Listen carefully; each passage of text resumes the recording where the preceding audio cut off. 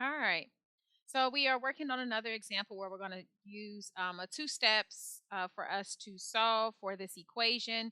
We are trying to isolate the variable. We need to figure out what the value of y is. So if we are using our equation, remember PEMDAS. We use PEMDAS in the correct order if we are solving an expression, but because we are not solving an expression, we already have information listed on both sides of the equation. We are now trying to isolate the variable. So we're trying to solve and figure out what makes this a true statement. All right, so what we need to first start off with is our subtraction or addition.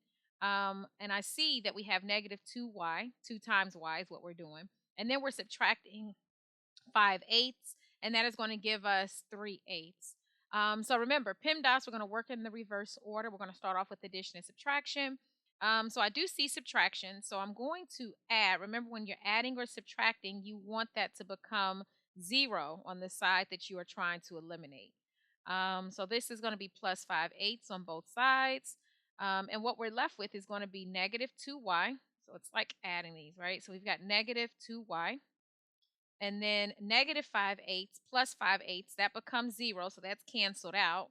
And then we have 3/8 plus 5/8, so 3/8 plus 5/8. So hopefully you can see that that is equal to 1, right? So that's 8/8, right? So 8/8 is the same thing as 1. All right, so let me rewrite that one more time. So we have negative 2y is equal to 1. So my question is, do we have the variable by itself? No.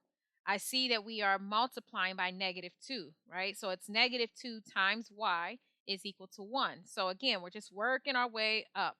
So now what do we have? We have division and multiplication. Well, I see multiplication, and I'm going to use the inverse operation, which is going to be division. Now, remember, if you're multiplying or dividing, you need that to become 1, not 0, because then you won't have anything for y.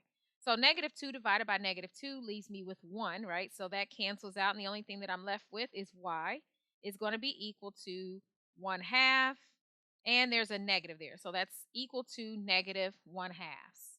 Okay? And if you plug this back in, so if you say negative 2, just plug this in real quick. So we have negative 2 times negative 1 half. So 1 half, or 0.5. I can just put in 0.5. And we're going to make that negative and take that out of the parentheses. And then we're going to subtract 5/8. So minus 5/8. Um,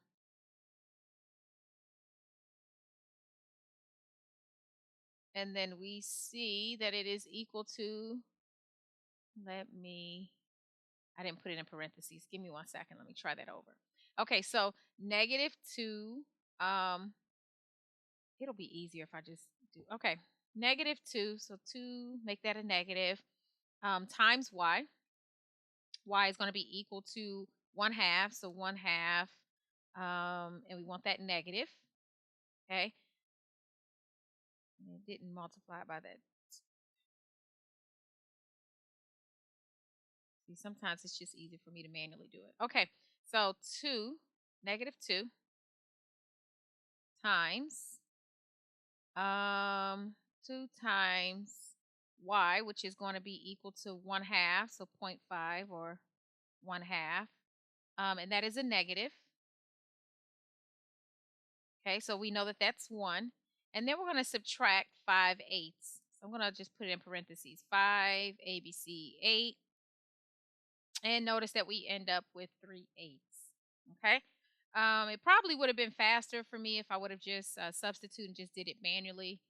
Sometimes it's a little bit more work when you're doing it in a calculator. So if you know how to do them mentally, it may make it a little faster for you.